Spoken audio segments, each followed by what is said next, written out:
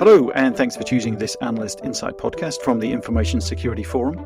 Hello to our regular listeners. It's a group that is growing by the week, but you know what? It struck me we should come up with a name for that group. Lady Gaga has her little monsters. Taylor Swift has Swifties. Ed Sheeran has the gloriously named Cheerios. But what would it be for dedicated fans of chat about InfoSec? Infonauts, ISFers, SOGers, because of the ISF's standard good practice, SOGP, but I'm sure we can do better than that. If any of our listeners have thoughts, please do let us know, send us your suggestions. And thanks too for the continued support. Tell your friends, tell your colleagues. We do want these podcasts to reflect what listeners are curious about. So if there's a subject you want us to delve into, by all means let us know. mark.ward at securityforum.org is the email address. And there are contact details on the Audio Boom page where every episode is available. Go nuts. Listen to 5 in a row. Who wouldn't want to do that? This episode is a companion piece to the work Paul Watts is doing on leadership and returns to the topic of the BISO, the Business Information Security Officer. We're considering it from another angle by looking at the state of recruitment and seeing what that reveals about the job, its future, and InfoSec in general. My name's Mark Ward, and I've been recruited a few different ways. Applied for jobs and been in the right place at the right time. I was even headhunted once, but not because I was talented, but because the guy who headhunted me wanted to really annoy a rival magazine editor, and I was a mere pawn in his bigger plan. We've got someone here, Ross Tanner, an associate director at Recruitment firm LaFosse, that knows a great deal more about that recruitment market. Hello, Ross. Hi, Mark. How are you doing? Pretty good. Just to continue that theme, who's your favourite musician? Do they have a name for their fans? Do you know, you were saying that and I was thinking of the names that people had for me, and I was thinking it's probably not going to be suitable for this podcast or for any fan base. Yeah, Swifties you can't seem to move for these days. They're really everywhere, it seems. So it's hard to think of anything past that right now. Okay. Are you a fan of Taylor Swift? Paul's a Swiftie, I know that much. We're all Swiftie in spirit, I think. Also here, mentioning his podcast regular Paul Watts, who's also author of the series on leadership. Hello, Paul. How about you? Do you have any collective names for your colleagues that you want to share? Keep it clean. Yeah, well, there's only one word that comes to mind of somebody who would enjoy listening to a number of these back to back, and that's got to be the Insomniacs. Ooh. Definitely, it's a good start. As for me being a Swiftie, I will never. Sorry, that's terrible. Oh God! Wow, was that a Taylor Swift joke? I know nothing. About Taylor Swift. That was a Taylor Swift joke. Shake it off. Boom. Is that another? Oh, well done. Woo! There we go. If my kids listened to Taylor Swift, they would be impressed, but they don't. But back in the day, I was a Newmanoid. Gary Newman. Anybody remember him? No, obviously not. Charles? Dead Air. Yeah, well, a few other things. Our Friends Electric and things like that. It was, that was very much back in the synth days of the 80s, if memory serves. Very early synth music. Yeah. Ross is too young to understand any of that. Slightly before my time. He's more into Paw Patrol and Bluey. Yeah, we've skipped a couple of years in the middle there, but yeah. Look, I was doing you a favour there. You should thank me for taking many years off your age. Yeah, definitely. Well, to haul this back to the topic that we're supposed to be talking about, Paul, I don't know if you could give us a quick update on the leadership series. I think there's been a few papers now. There's one on the strategy, one on the BISO, one looking at the future of the role in general. So, but yeah, what's next? I don't know if you've got plans for the next couple of papers or, you know. Yeah, absolutely. Thanks. There's a lot to unpack. So the series has meandered in a few directions. So we started with a paper that was exploring the relationship between security risk management and business value, which is something that we are often accused of forgetting. We're wholly obsessed with seeing the business through a risk register. And the paper was exploring kind of putting ourselves above that and recognizing that business outcome is an equation with multiple variables of which we influence maybe only a few. And just to look at the bigger picture, so that was the first paper, went down reasonably well. The second paper was looking at an emergent role in the security leadership space, and that is the role of the Business Information Security Officer, which is a bit of a carry-on from the first paper, where we recognise that we need to take a bit of a business-first, security-second approach. So we need to be looking at the tradecraft of security to help solve and address business challenges, or to allow the organisation to move in a particular direction whilst balancing the potential risk with the potential reward. And that role's becoming hugely popular. So a bit of observational research there. And then the third paper is looking at the future of the security leader, remembering that we try and speak with inclusive language when we talk about security leaders. CISO is just one title. And we explore 5 predictions for the future of the security leader role. What happens if we do nothing? What could happen if we do something? And we did a virtual roundtable just after Easter, actually exploring some of those predictions. Interestingly, I think we were all in violent agreement, but the one that was massively divisive and continues to be divisive is whether the security leader should be on the board or not. There doesn't seem to be a good or bad answer. It really depends who you are, what you are, or why you are.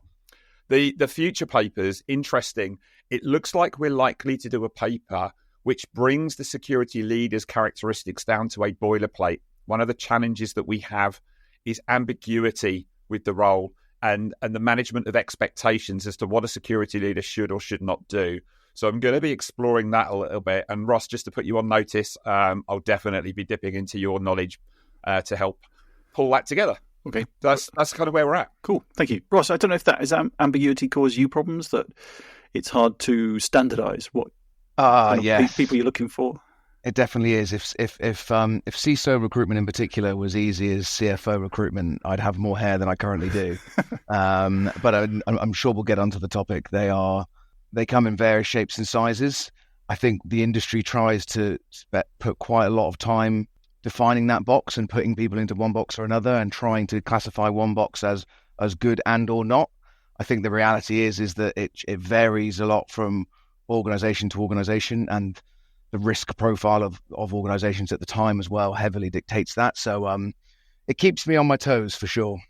So in some respects, then, a CISO an organization needed 3 years ago would not be the CISO they would need now. Is that? I mean, does it change that quickly, perhaps? It really can, and it can be often about the maturity of the organization and how they operate. You know, the state of your organization and the skill sets that you may need right now, particularly if you're a hyper-growth organization. We see, series-funded businesses growing rapidly, going through this a lot. The skill set you need now as a 1,000-person organization, and the person is not the same as you need at 5,000 people. And do you have the foresight to hire the leader you need for the future, or are you hiring the person that you need now and everything?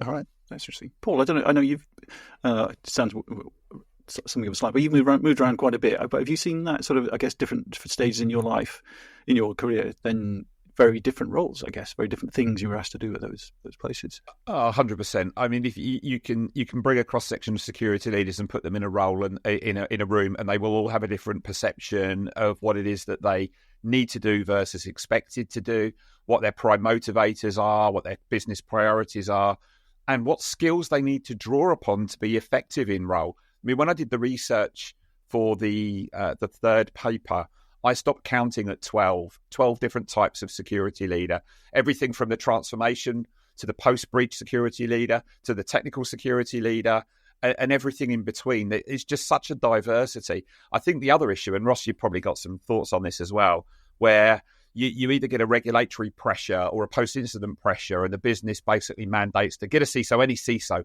and they go to the market or they talk to their TA teams and they say, find a CISO. And you say, well, what do you want them to do? You figure it out. And you either end up with a shopping list of qualifications, which is absolutely useless, or a really soft, ambiguous role, which just absolutely inflates the risk of the wrong person being appointed. Yeah. I mean, what are your experiences there, Ross? 100%. I think pre-COVID, that was a much more common norm. The willingness to find anyone, get them in the role, we're happy to look outside was more common. In this current global climate, risk-averse hiring has skyrocketed. It is horses for courses. Organizations want, if you are a tech firm, you have to have come from a tech firm with the same background. If you're banking, it's banking. It just speaks to the climate. It's risk-averse hiring. All right. Okay. And because obviously there's a lot of talk about the skill shortages, but is it a different kind of skill shortage for those slightly more senior roles? Because I guess you're not talking about technical skills here. You're talking about, we've talked about this, Paul, it's just sometimes they're really hard to acquire skills because they're on-the-job training generally, or experience training. The problem is that, and I mean no disrespect for this because I love my peer group, but you can bring a security leader into an organisation that is the absolute world-class expert at risk management frameworks or ISMS orchestration or tech transformation, security architecture. But if they can't fit the culture of the organisation, if they can't relate to what the business is trying to do, and they can't strike a decent relationship with the business, they're just only ever going to contradict and cause friction. And if you can't get past that, it really diminishes the returns that you have. And managing the expectation of what you're there to do, the worst thing you can do in this day and age is go into an organization with your cookie cutter approach to what you're going to do as a security leader, because you're going to immediately put yourself at conflict. So you're drawing down on a real breadth of skills and knowledge to be effective in role. And, it's why we are much more cautious and diligent as security leaders when we court a potential future employer. We want to know what their motivations are, what the culture is, what the budget looks like, and all of these questions. Whereas before it'd be, well, how hard could it be? I'll take a punt on that. I quite like the idea of working for that organisation. And then 8 months later, I'm knocking on the door going, Ross, can I have another one? That's not helpful to employee, and it's not helpful to employer. Yeah. Mm.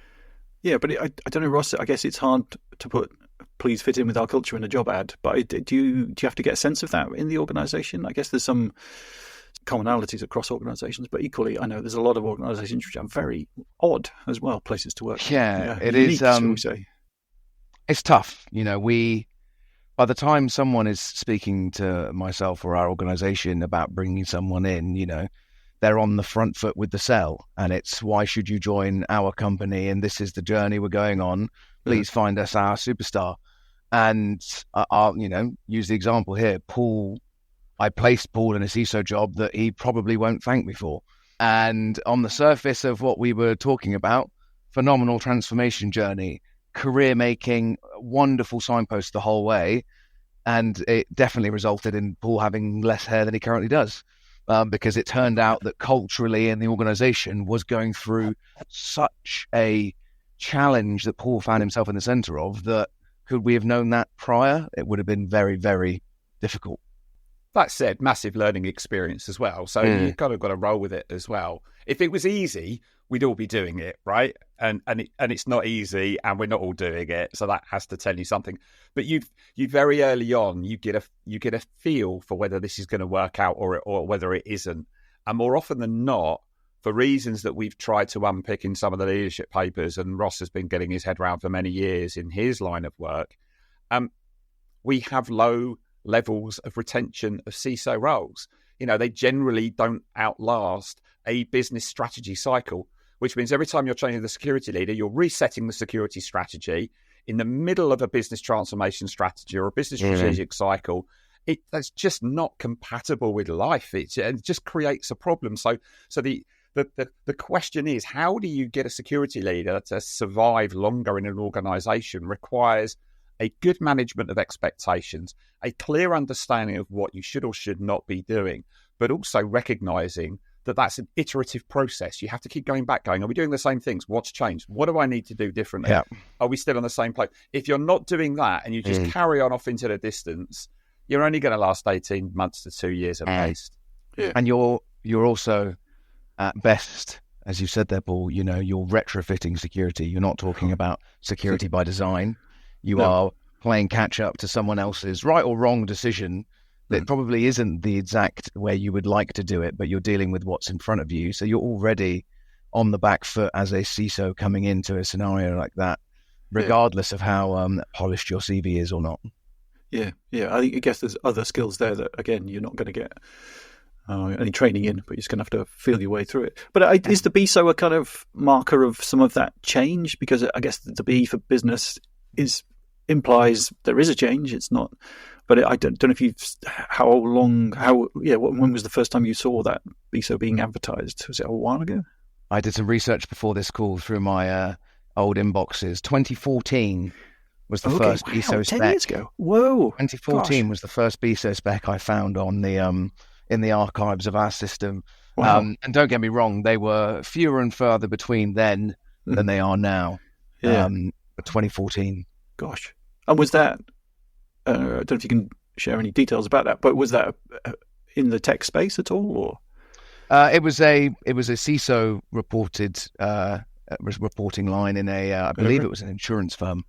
Oh, right. I think they are on the rise, but I think it's an evolution of I guess what you would have seen more commonly in technology and that sort of business relationship management role, which has been around for a few years. Okay. I just think it comes in a lot more shapes and sizes than a BRM does. Yeah. But is it, again, one of those things that is kind of bespoke as well, though? Because I guess, to your point, Paul, about transformation and retention, then are those BISOs usually recruited for a particular phase of an organization's development, maturity, transformation? Well, it's interesting what Ross says, that first one being back to 2014, in that our research actually showed exactly the same, that FS was probably one of the early adopters of this. I think what happened here was a couple of things. I think the first was a recognition that technology had moved from business supporting to business enabling to basically being the business. And we have gone on a similar journey to information technology teams, where in the old days they were order takers, they're kind of sat agnostic from the business. It was, I want something, we supplied that. No, that's wrong. Supply me another thing, supply me another thing. But very quickly they recognized the value of, I've got a problem, help me solve the problem, drove a different level of engagement with IT and the business. And what's happening now with cybersecurity and risk management is, we used to be regulators, auditors, order takers, but now the realization is tech drives our company. Tech is intrinsically linked to business outcome. How do you help us to be successful? And that's causing security and risk management teams to repurpose. When you look at the operating model, we traditionally still have somebody at the top, the combination of responsibility and accountability, be that security leader, and then a security team that kind of sits underneath that. And what we're realizing is that the partnering models that we saw in IT now work quite well in security. But the best way to do that is to fragment and decentralize the operating model. The final thing I would say is the BISOs are there to stop the CISOs bursting into flames, because it is physically impossible for a security leader to be across the entirety of their organization at any point in time, all seeing, all knowing. It's just not possible. If you're in a multinational organization, for example, it just cannot be done. So the operating model's being fragmented to give that visibility, but also bring security closer to the business. And that's kind of why the BISOs and those kind of business partnering BRM roles have grown in popularity. And long may it continue, to be honest, because organizations that have adopted it have seen real value. The security leader is able to repurpose themselves, stop worrying about putting out fires, and start thinking about business alignment, strategic alignment, working with the business leaders in an advisory capacity. It's a total game changer for security leadership, in my opinion. Yeah, because I think I did a paper on next-gen CISOs a few years ago, and BISOs was starting to sort of emerge in that. But the work I did on governance a couple of years ago, there were a few companies who cultivated BISOs internally, and there was about 5 or 6 in orbit around the CISO. I don't know if, Ross, have you seen that organizations recruit more than one when it comes to BISOs, or whether they are they need a cohort, because as Paul says, it's about relieving the pressure on the security leaders. I think it depends on both size and maturity. Okay. It's definitely a indication of maturity. You starting out in your security journey, you're going to have, more likely than not, some basic fundamental of design, build, run. And then your phase 2, as you start to build more advanced capabilities in certain areas, threat investigations, whatever it may be, you likely would see a BISO organization appearing at that point. I think to the size question, the bigger organizations, you will see directors of business information security within which they have a team of BISOs aligned to whatever it may be, country, region, functionality. But it really does depend on, back to Paul's point about the approach you're taking. Are you in a centralized function, deploying them out? Are they embedded in the business, returning back? Are you drawing down from a shared service and you're almost a demand manager? Like, they come in shapes and sizes that vary from case to case. Right. And do you help an organization realize what it wants as well? I would imagine that they come to say, we think we need this. And I guess there's some sort of back and forth with you about a lot. Actually, what do you need? Actually, I think you need this rather than that. An awful lot. Paul and I have had conversations in the past from, how do we build central recharge models? What's the approach? How do we take the outcome we're looking for and build a skills framework that meets that demand? That's kind of where we try and pigeonhole ourselves above the norm of filling jobs, and much more into the how do we create a model that fits not only for your organization but it's attractive to people in the market.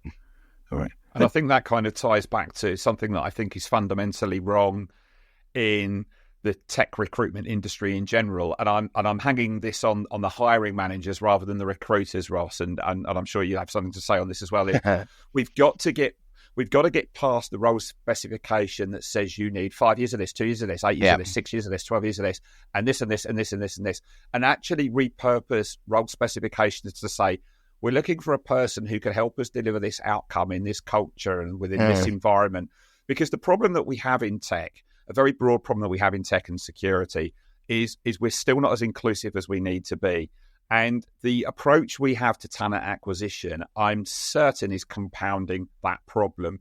But it's also impeding and impinging people who actually have the soft characteristics to be very, very successful in security leadership, but are caught in that catch-22 because they haven't got 10 years security leadership experience, which is, the prerequisite that they need to get onto the leadership ladder. I mean, something is fundamentally broken there. So this is a massive call to arms to say, we need to look at the way we are specifying and sourcing our talent, because it is very, very stymied and very, very broken, basically. 100%. I've been saying for years, we don't have a skills gap or shortage. We have and we're back to risk again. We have a problem with regards to risk-averse hiring, and believing that our problem is unique and that 10 out of 10 requirements need to be hit. There is a world of network engineers, infrastructure engineers with a baseline knowledge of the vast majority of what's needed here that could very easily translate into into a security role, should the business be willing to take a punt and put in place a training plan and development to get there. Just sadly, to Paul's point, we are tied into this glove and hand approach to hiring that's stopping us from capitalizing on the talent that's already in the industry. Yeah, and we've seen that in a couple of interviews we've done for the podcast, as some, forward-thinking organisations have gone outside the tent, shall we say, and looked at very different graduates and with different subjects, not technical subjects often, and had real success, because those people are great at saying, well, why are you doing it like that? Yeah, and they do already have that outside perspective and can really help that organisation change, which is a part of what it should be about. We have a train and deploy business, which is, it's downstairs, it's classrooms with engineering trainers, and we create new people from scratch because of exactly that problem. And what we're building is, rather than security specialists, we are creating technologists who can code, script, build, who understand architectures, technologies, how to work in a business. That skill set, and when they're then deployed in security, is eating up ground rapidly, because the challenge we have in security isn't people who know security principles. It's an understanding of technology that's the challenge, and now let's apply the security principles on top. I think we need to smash the stereotype a little bit here. Although I'll just put this out here as well. This came up a lot when we were looking at the third paper as well. We talk about security now being a real creator or enabler of business value. It's essentially become a business managerial role. Now, I'm not going to get into the conversation about whether a security leader should or should not be on the board. I have a view. It's in the paper. Read the paper, and let's talk about whether you agree or disagree. But what I'm getting at here is, do we really need security leaders to be technical? I think we're past that now. Actually, when you think of the level and depth of engagement they need with the mechanics of the business and the stakeholders of the business themselves, why can't we have strong business leaders being security leaders? Actually, the technicalities of doing the role need to be somewhere else. I'm a geek at heart. I love my technology, but very early on in my security leadership career, I realised I didn't have time to be doing all of that. I had to recruit people who were cleverer at me to do it for me, so I could spend time with my business. Do you think? And again, Ross, are you seeing this when you're talking to organisations? Is that stereotype damaging the efficacy and the range of people we have doing security leadership? I think it depends on the organisation and what they mean by a technical CISO. If we're talking about, some organisations say this is, they think if I hire a technical CISO, that means they can do more, I can hire less people, less cost, problem solved. I think a technical aptitude, however, I think is a different thing. And I'll give you an example. There's a CISO I know who was a very well regarded CISO from a big bank who joined a tech firm recently, And he said to me that he's never been on a steeper learning curve than he currently is. And he believes that he's a better CISO than he's ever been, because he's not sat in risk committees talking about what you could do in security. He's building and designing security in a way that he never has been before.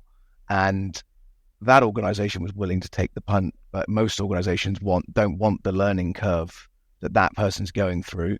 They want the finished product now. All right. Yeah. Yeah, I remember talking to a couple of CISO as well who were keen to stay in that technical role because they'd been in an organization for quite some time or were very familiar with it, and I kind of wanted to and felt that it was, I guess, the organization was best served by them keeping on doing that and not stepping out and becoming that diplomat, that cross-border conversationalist. But that's why they set up the BISO cohort, because they realised, which again goes fairly forward-thinking, but if they're still the senior person, then that's who the board chats to, and they only get that tech lens, then maybe that isn't the best decision.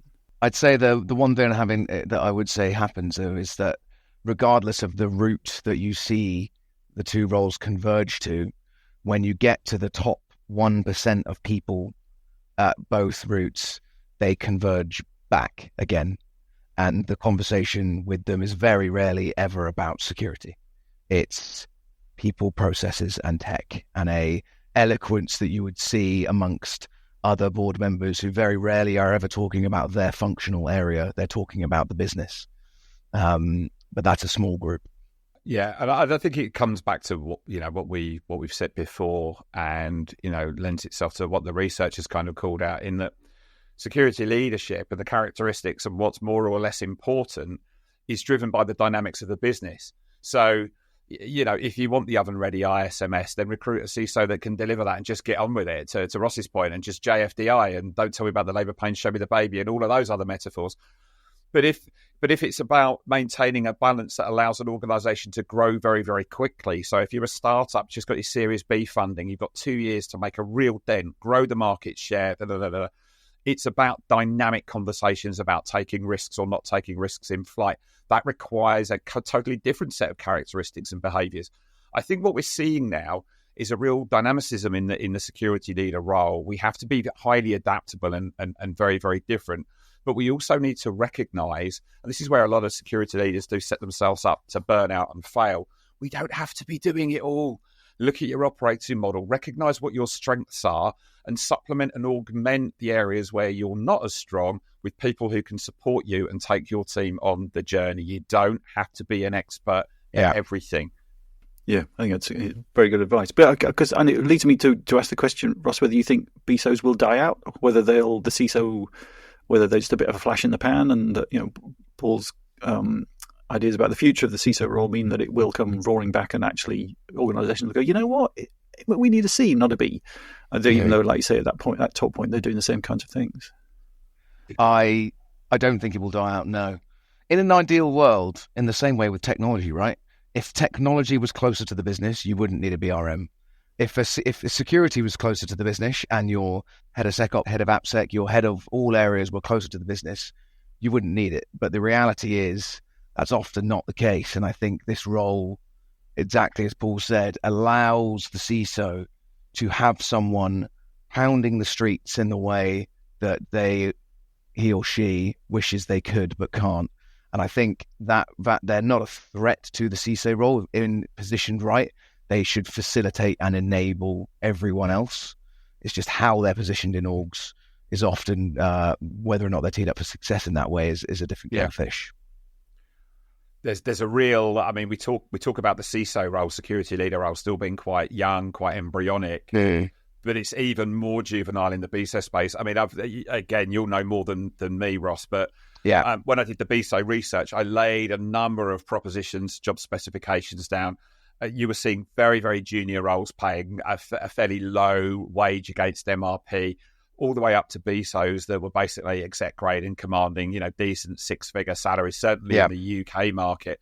And it's really hard talking to BISOs, trying to navigate their way around the industry. They're having to do some really significant pivots, either in terms of lifestyle or compensation or whatever, to move laterally around the. Do you think that will fix itself over time? How can we help mature the specification, maybe harmonise the MRP so it's more of a level playing field?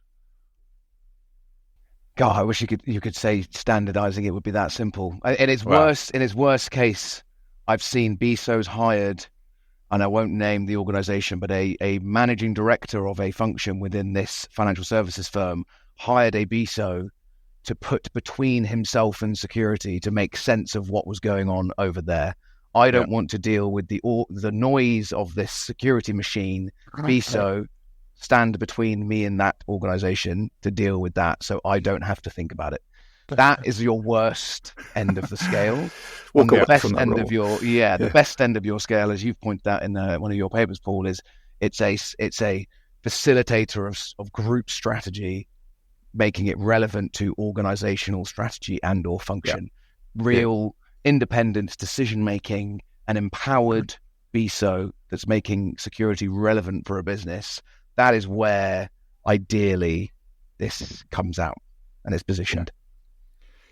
Do you think as well that the ambiguity of role specifications is giving an additional problem? Sorry, let me give this a bit more context. I'm unfortunately going to dip my toe into the mire of the puddle that is artificial intelligence. So I talk to a lot of security leaders who are hiring managers, and they are having an absolute nightmare, even at stage 1 SIFT, trying to separate the genuine bona fide, legitimised applications for roles against the dross that is synthetic and largely generated by AI. What are you seeing from your perspective, and what advice, if any, could you give to hiring managers who are trying to navigate the separate the wheat from the chaff, for want of a better expression? AI is clearly presenting them with a challenge.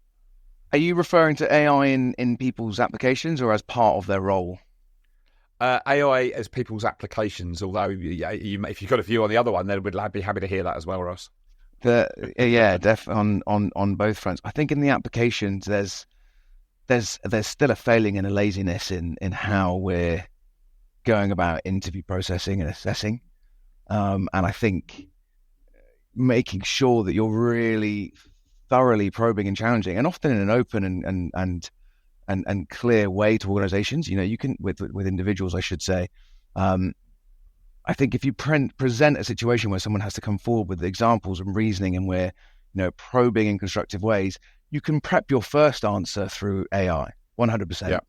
But I think the follow up and probe and human aspects around it, you can't maneuver your way out of that interview. And I think that's the piece where we're not, as an industry, setting ourselves up for success or the people we're interviewing.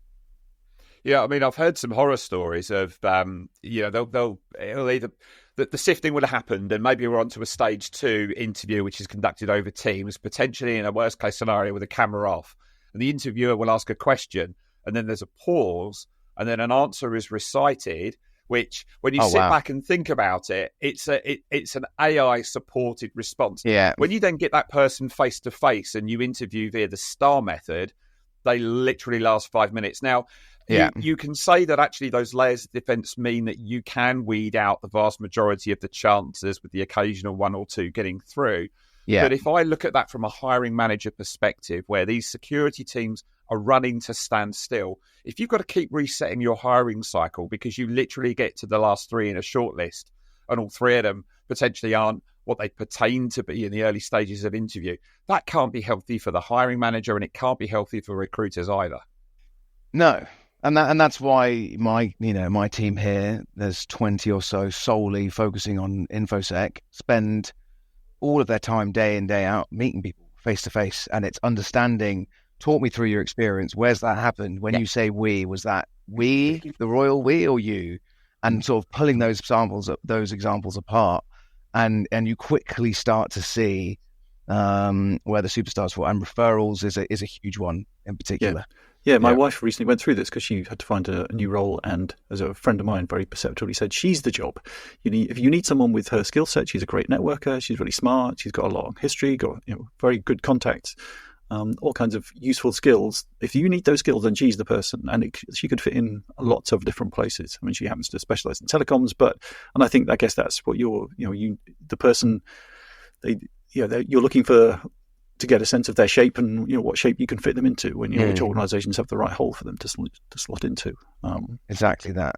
And when we're doing bulk campaign hiring and we're talking to organisations about pragmatic hiring, you're interviewing someone, they are not right for BISO role X, but we have a governance, risk and compliance manager that's planned for 3 months down the line who this person will be far better suited for, and kind of seeing the skill set, as you said there, and thinking about the wider, many overlapping roles that we have in our industry, and how does someone, who's not A fit here, fit over here, better fit. Yeah, definitely. I guess so. Just to sum up then, I think in terms of organisations thinking about hiring, but maybe hiring BISOs, is take some risks. Don't just do that cookie cutter, draw up a list of things, talk to those people, get involved, and look outside tech as well. Anything else, Paul, Ross, last closing bit of advice? I've just got one more question, if I may. Sure. Because I'd be interested in your opinion on this, Ross. So a lot of organisations are getting to the point that they recognise that tech has consumed their organisations, and now they need to think about risk and reward, and they're looking to recruit their first security leaders and build their first security functions. What does the market look like in terms of VCSOs and interims versus permies at the moment? And what are the pros and cons of organisations essentially trying before they buy? Because I get it, but I just wonder what separates an organisation from going down the virtual and interim route, from going straight in and hiring a perm. Just interested in your views on that. Oh, we've got another hour. We can get stuck in. Interim Sorry, mate. is on the rise. I think that, however, is a economically driven decision. Interim trades well through downturns. Fact, people don't want to commit to large chief anything investments during downturns. So we've seen more interim CISO hiring in the last 24 months than we have done in the last 6 years. I think advisory hiring in the UK, the maturity for that market is on the rise. It's something we do quite a lot. And it was something that Mark said earlier around, being able to make the investment into the right people. A lot of organizations don't have either the money and or the salary bandings to allow for a £500,000, £1 million CISO hire that in an ideal world they could or should get access to for the advice that they need. And so we do a reasonable amount of provisions to organizations where we're saying, well, why not hire that person on a one-day a month basis to provide you that oversight and coverage of what a top 1% advice looks like, and then hire the more junior person that you can afford, because that's where you are at your stage as a business, and combine the two to ultimately get to where you need to. I think it's a more common model in America that's that we see a lot. Europe, far less common, and in the UK it's on the rise. So I think hopefully we can learn a little bit more about that model from our US counterparts and start to bring it a bit more centrally over here.